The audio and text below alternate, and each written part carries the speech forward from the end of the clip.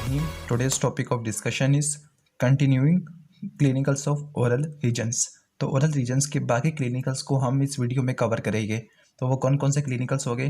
Cleft lip, cleft palate, cyanosis of lips, इसके साथ साथ लेबियल फ्रेनुलम का साइज ज़्यादा हो जाना, जिंजवाइटिस, डेंटल कैरीज, सुपरन्यूमरी टीथ और tooth extraction.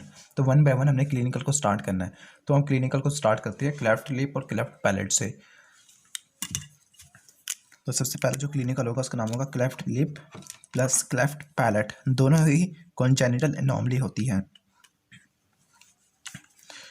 Cleft lip, cleft palate. जो क्लेफ्ट लिप होता है, क्लेफ्ट लिप रिलेटिवली मेल्स में ज़्यादा कॉमन होता है। जो क्लेफ्ट पैलेट होता है ये रिलेटिवली फीमेल्स में ज़्यादा कॉमन होता है। अगली बात, क्लेफ्ट लिप, इसका जो मेजर डिफेक्ट होगा एम्ब्रियो में वो मीडियल नेजल प्रोमिनेंस और मैक्सिलरी प्रोमिनेंस आपस में फ्यूज ना कर सकी। तो मीडियल नेजल प्रोमिनेंस और मैक्सिलरी प्रोमिनेंस ये फ्यूज ना कर सकी तो इनकी फ्यूजन फेल होगी। दूसरी बात, जो क्लेफ्ट पैलेट था, क्लेफ्ट पैलेट में बेसिकली जो डिफेक्ट होता है वो डिफेक्ट रहता है लैटरल पैलेटिन प्रोसेस में, यानी जो सेकेंडरी पैलेट होती है वो आपस में दूसरे से फ्यूज नहीं कर सकी।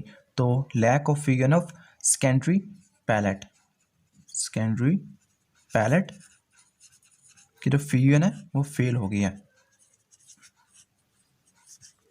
तीसरा डिफरेंस क्या होगा? तीसरा डिफरेंस हम देख लेते हैं कि जो क्लेफ्ट लिप है, क्लेफ्ट लिप नॉर्मली ये यूनिलैटरल और बायलैटरल हो सकता है, लेकिन जो क्लेफ्ट पैलेट है वो हमें एक ही साइड पे देखने को मिलता है। नॉर्मली मिड लाइन में हमें देखने को मिलता है। तो ये यूनिलैटरल और बायलैटरल भी हो सकता है, लेकिन ये डिफरेंस इतना अच्छा नहीं बन सकता।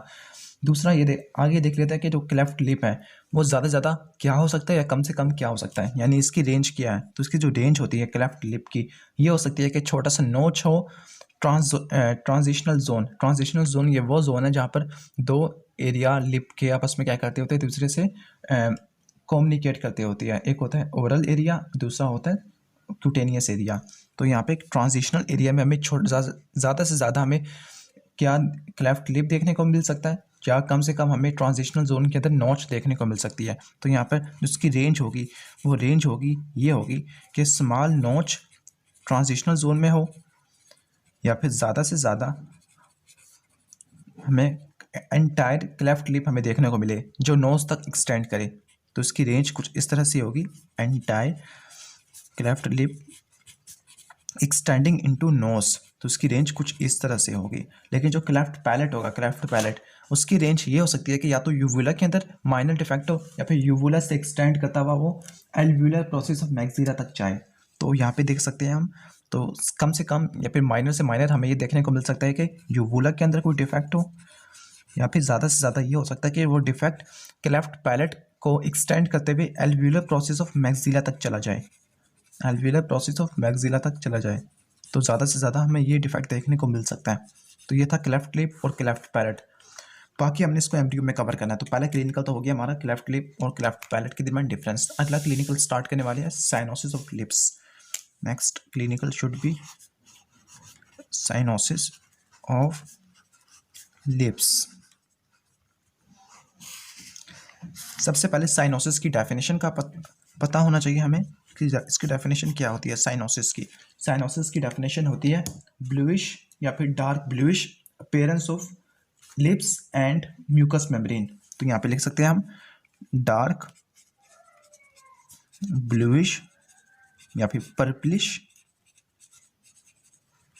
Colouration of lips plus mucus membrane, lips plus mucus membrane. इन दो स्ट्रक्चर की ब्लूइशनेस को हम साइनोसिस बोलते हैं। तो साइनोसिस के कॉजेस को देख लेते हैं। तो कॉजेस क्या हो गए साइनोसिस के कॉजेस या तो फिजियोलॉजिकल भी हो सकते हैं या फिर पैथोलॉजिकल भी हो सकते हैं। फिजियोलॉजिकल देख लेते हैं हम इसके। फिजियोलॉजिकल क्या हो गए और दूसरा पैथोलॉजिकल क्या हो गए।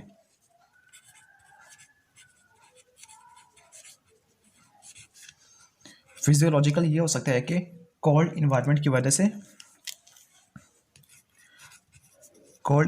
की वजह से लिप्स की तरफ ब्लड फ्लो रिलेटिवली कम जाए। जब लिप्स की तरफ ब्लड फ्लो रिलेटिवली कम जाएगा तो इसमें से जो ऑक्सीजन जो जितनी भी जा रही होगी वो सारी की सारी एक्सट्रैक्ट कर ली जाएगी।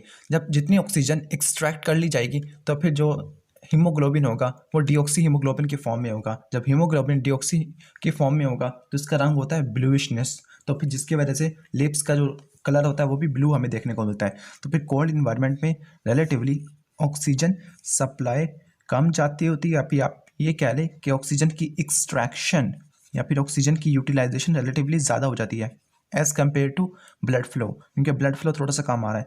जब ऑक्सीजन की एक्सट्रैक्शन ज़्यादा हो जाएगी तो फिर जो हीमोग्लोबिन होगा वो डीऑक्सी फॉर्म में होगा, डीऑक्सी हीमोग्लोबिन। जब हीमोग्लोबिन डीऑक्सी फॉर्म में होगा तो उसका जो कलर होता है वो ब्लू होता है, जिसकी वजह से ब्लूइश अपीयरेंस हमें देखने को मिलती है साइनोसिस में। पैथोलॉजिकल कंडीशन ये कौन सी हो सकती है? पैथोलॉजिकल कंडीशन में रिस्पायरेटरी डिफेक्ट या respiratory diseases for example COPD हो गया, एस्थमा हो गया, ये चीज़ें हमें देखने को मिल सकती हैं। तो यहाँ पे लिख देते हैं हम COPD pathological conditions. Next clinical is large labial frenulum. Frenulum जिसको हम टंग टाई भी बोल सकते हैं, जो एक मिड लाइन फोल्ड होता है जो कि टंग को फ्लोर ऑफ ओरल कैविटी से जोड़ता होता है। तो next clinical should be large labial frenulum. Labial का मतलब लिप्स कह रहे हैं। तो यहाँ पे हम फ्रेनुलम को दो कैटेगरी में डिवाइड कर देते हैं, सुपीरियर फ्रेनुलम और इन्फीरियर फ्रेनुलम। सुपीरियर फ्रेनुलम उसके लिए होगा सुपीरियर टीथ के लिए, और इन्फीरियर फ्रेनुलम होगा मैंडिबुलर के लिए। ओके, तो यहाँ पे हम इसको दो कैटेगरी में डिवाइड कर देते हैं। सुपीरियर फ्रेनुलम का साइज ज़्यादा हो जाना या फिर इन्फीरियर फ्रेनुलम का साइज। सुपीरियर इन्फीरियर, अगर सुपीरियर फ्रेनुलम का साइज ज़्यादा हो जाता है तो उसकी वजह से हमें क्या क्या चीज़ें देखने को मिल सकती है वो देख लेते हैं। इसकी वजह से अगर सुपीरियर फ्रेनुलम का साइज ज़्यादा होता है तो इसकी वजह से दो सेंट्रल इंसाइजेस है राइट और लेफ्ट साइड के, उनके दरमियान एक स्पेस देखने को मिलती है। तो एक स्पेस क्रिएट हो जाएगी दो सेंट्रल इंसाइजर के दरमियान।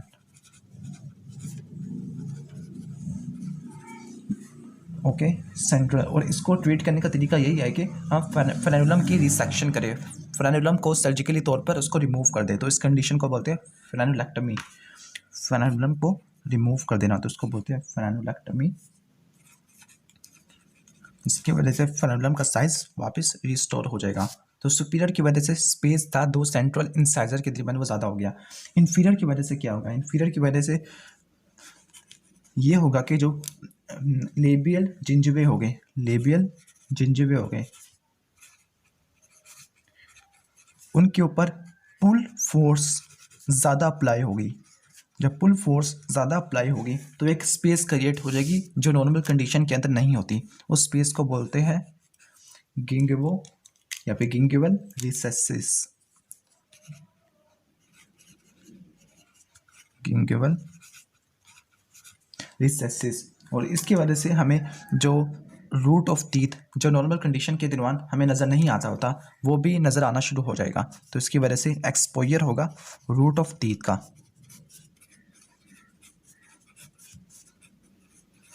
तो ये था लार्ज लेबियल फ्रेनुलम। सुपीरियर की वजह से क्या होगा? स्पेस क्रिएट होगी, और इन्फीरियर की वजह से क्या होगा? लेबियल जिंजिवे के ऊपर पुल फोर्स ज़्यादा होगी, जिसकी वजह से रूट ऑफ टीथ का एक्सपोजर हमें देखने को मिलेगा। नेक्स्ट करते हैं हम जिंजिवाइटिस।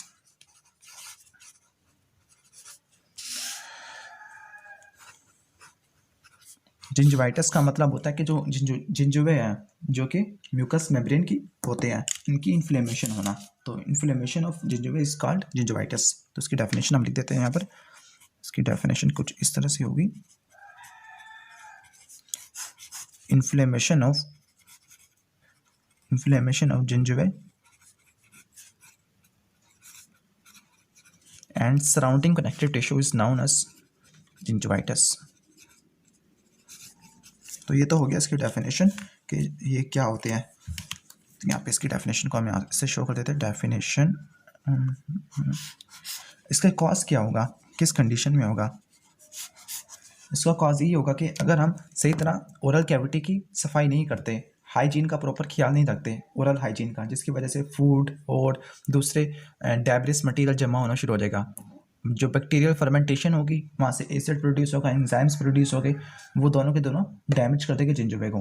तो यहाँ पे लिख देते हैं हम कि improper oral hygiene, oral hygiene, इसकी वजह से क्या होगा, इम्प्रॉपर ओरल हाइजीन की वजह से जो फूड पार्टिकल्स हो गए वो डेपोजिट होना शुरू हो जाएंगे, फूड पार्टिकल्स डेपोजिट होना शुरू हो जाएंगे टीथ के एजेस के ऊपर। फूड पार्टिकल्स डेपोजिशन होना शुरू हो जाएगी तो उसकी वजह से जो बैक्टीरिया वो उस पर फीड करेंगे और फर्मेंटेशन होगी। बैक्टीरियल फर्मेंटेशन होती है तो वहाँ से एसिड प्रोड्यूस होता है और एंजाइम्स प्रोड्यूस होते हैं, वो आगे डैमेज कर देंगे जिंजोवे को और इनकी इन्फ्लेमेशन हो जाएगी। तो और improper oral hygiene, food particles की डेपोजिशन होना, बैक्टीरियल फर्मेंटेशन होना, एसिड और एंजाइम का प्रोड्यूस होना और जिंजोवे को डैमेज कर देना, इसकी वजह से हमें जिंजोवाइटिस देखने को मिल सकता है।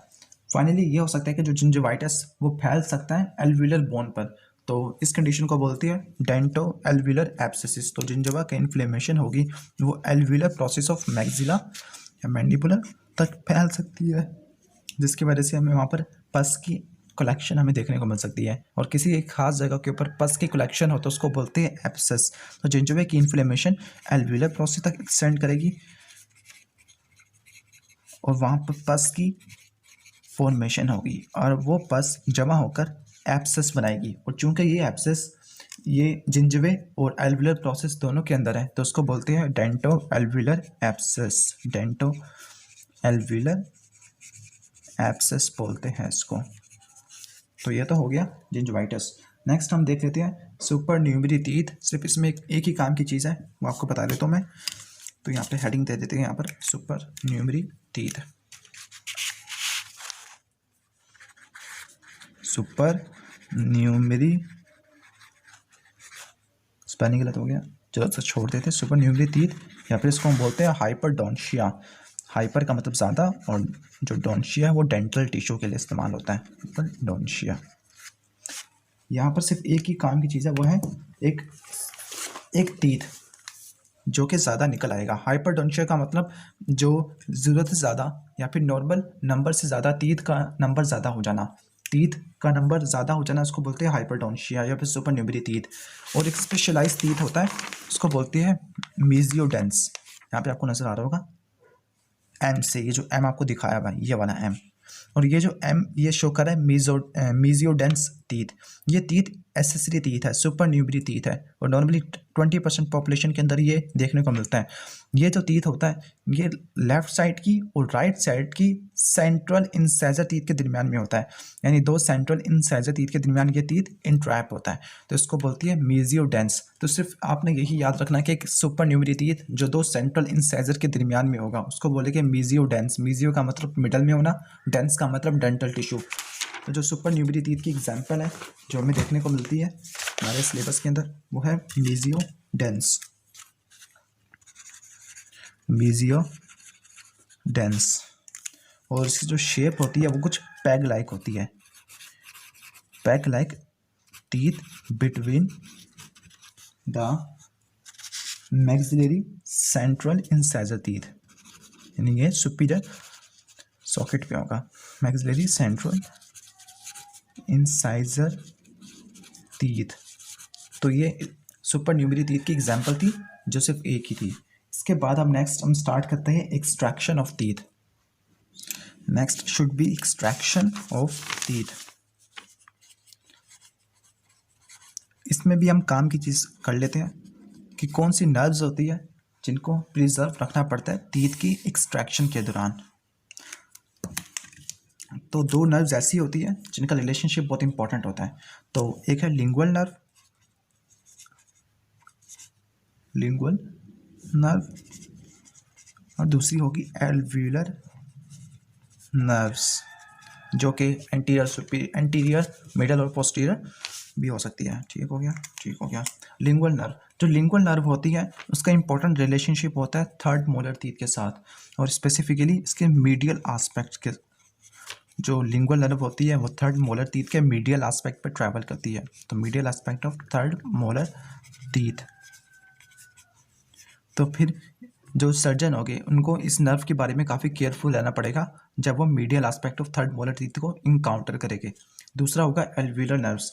एल्विलर नर्व्स कब डैमेज हो सकती है? किन टीथ की एक्सट्रैक्शन के दौरान, जब थर्ड मोलर टीथ अनइरप्टेड हो, यानी जिसको हम अक्ल दाढ़ भी बोलते होते हैं, और ये तकरीबन 20 या 25 साल के बाद आती होती है। अगर ये थर्ड मोलर टीथ क्या करे, सेकंड मोलर टीथ के साथ इम्पैक्शन करे, थर्ड मोलर टीथ इम्पैक्ट हो जाए अगेंस्ट सेकंड मोलर टीथ और थर्ड मोलर को निकालने की ज़रूरत पड़ जाए, तो फिर जो सर्जन को जिस नर्व के बारे में केयरफुल रहना पड़ता है वो होता है एल्विलर नर्व्स। तो फिर medial aspect of third molar teeth के बारे में लिंगुअल नर्व, और जबकि थर्ड मोलर टीथ इम्पैक्ट हो सेकंड मोलर टीथ के और इसको निकालना पड़ जाए, तो फिर जिस नर्व के बारे में केयरफुल रहना पड़ता है वो है एल्विलर नर्व्स। तो ये था काम का क्लिनिकल। इसके बाद हम देख लेते हैं लास्ट क्लिनिकल इसका इस टॉपिक के हवाले से, वो है डेंटल कैरीज, पल्पाइटिस और टूथ एब्सेसिस। तो पहले इसको डायग्राम से समझ लेते हैं, फिर हम इसका फ्लो चार्ट बनाएंगे। इस डायग्राम में देखिएगा ये टीथ का इनेमल है, सबसे आउटर मोस्ट कवरिंग है, ये इसकी पल्प कैविटी है और पल्प कैविटी से दो प्रोजेक्शन जा रही होगी और इसको बोलते हैं रूट कैनाल, और रूट कैनाल जा रही है पेरियोडेंटियम, ये पेरियोडेंटियम, और वापस से जा रही है एल्विलर प्रोसेस के दौरान। अब ये होगा क्या कि सबसे पहले जो बैक्टीरियल फर्मेंटेशन होगी, अगर ज़रूरत से ज़्यादा बैक्टीरियल फर्मेंटेशन हो जाए तो वो इनेमल को डिस्ट्रॉय कर देगी। किस तरह डिस्ट्रॉय करेगी? बैक्टीरियल की फर्मेंटेशन से एसिड और एंजाइम प्रोड्यूस होगा, वो एसिड और एंजाइम इनेमल को डिस्ट्रॉय कर देगा और इसकी वजह से हमें डेंटल कैरीज देखने को मिल सकती हैं। फिर वो डेंटल कैरीज एक्सटेंड करेगी पल्प कैविटी पर। पल्प कैविटी एक सॉफ्ट कनेक्टिव टिश्यू होता है, तो फिर कनेक्टिव टिश्यू की स्वेलिंग होगी, तो कनेक्टिव टिश्यू की स्वेलिंग होगी तो पल्पाइटिस होगा। सबसे पहले डेंटल कैरीज हुई, इनेमल की डिस्ट्रक्शन हुई, फिर वो इन्फेक्शन या फिर जो इन्फ्लेमेटरी एक्जिड्यूट था वो पल्प कैविटी में आया, उसने पल्प कैविटी की इन्फ्लेमेशन कराई, उसको बोलते हैं पल्पाइटिस। अब इन्फ्लेमेशन से उसका साइज़ काफ़ी बढ़ जाएगा, जब उसका साइज़ काफ़ी बढ़ जाएगा तो यहाँ पर इंपॉर्टेंट नर्व्स होती है और वेसल्स होती है।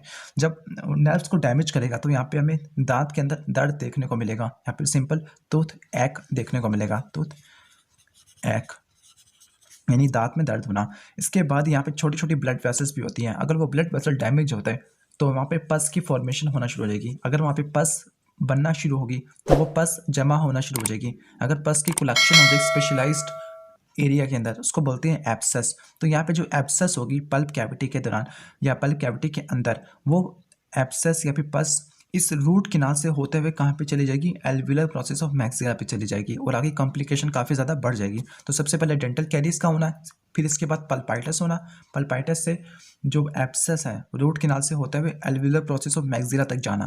तो ये इंपॉर्टेंट ये फीचर्स होते हैं टूथ एब्सेसिस के, तो उसको हम ड्रा कर लेते हैं यहाँ पर लिख लेते हैं। तो नेक्स्ट क्लिनिकल है डेंटल कैविटीज, पल्पाइटिस और tooth abscess. Dental cavities, pulpitis and tooth abscesses.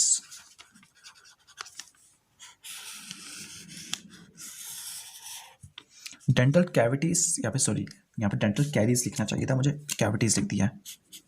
Dental caries से पल्पाइटिस होगा, पल्पाइटिस से एब्सेस होगा, तो उसको हम यहाँ पे लिख लेते हैं इसका,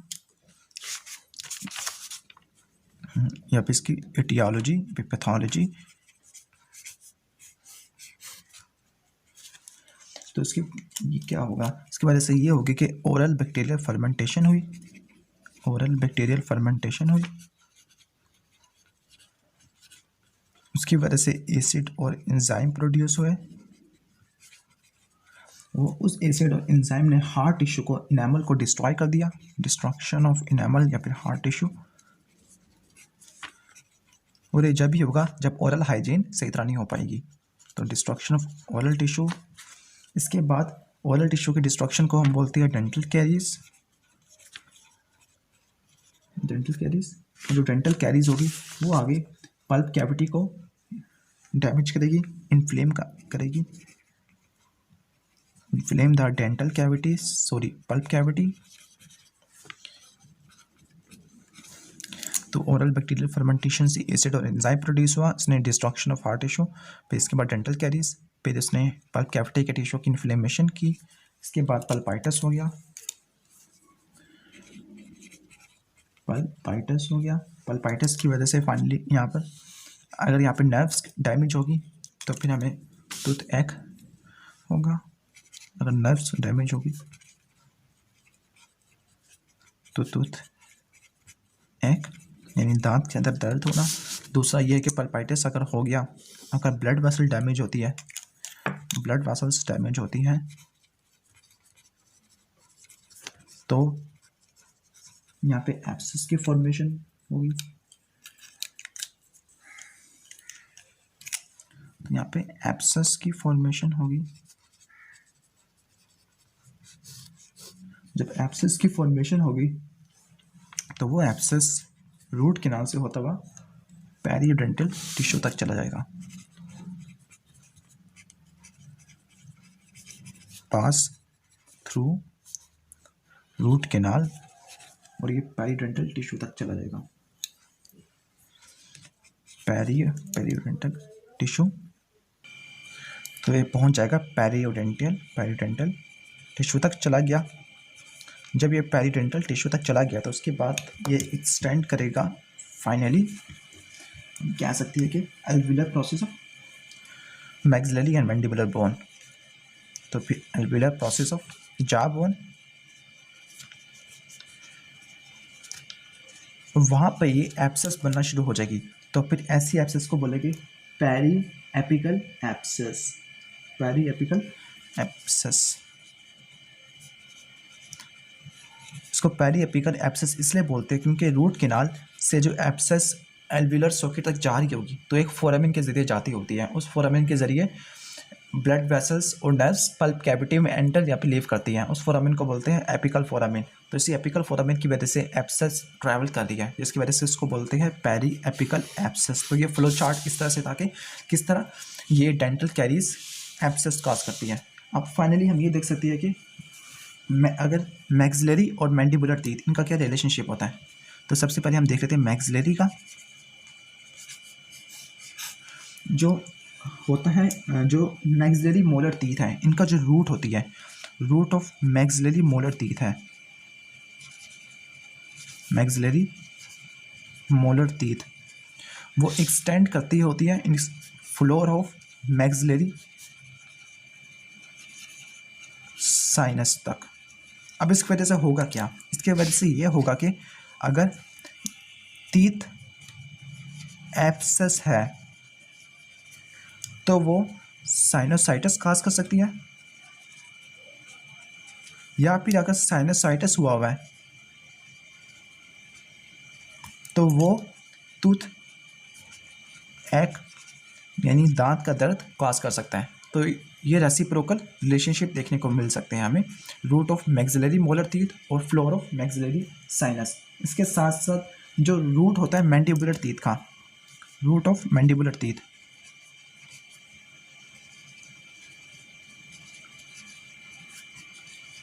रूट ऑफ मैंडिबुलर टीथ वो एक्सटेंड करता होता है नॉर्मली मैंडिबुलर कैनाल के अंदर।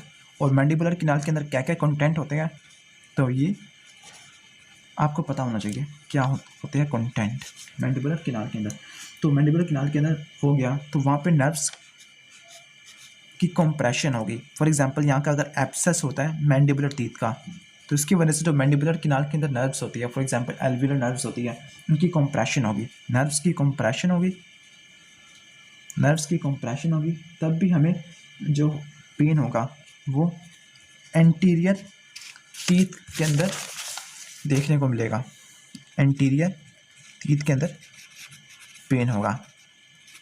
तो ये था ओरल कैविटी का बेसिक ओवरव्यू और इसके इंपॉर्टेंट क्लिनिकल्स। और अगर आपने चैनल को सब्सक्राइब नहीं किया तो प्लीज़ चैनल को सब्सक्राइब कर लेना, वीडियो को लाइक और शेयर ज़रूर कर लेना। Thanks for watching this video. अल्लाह हाफिज़।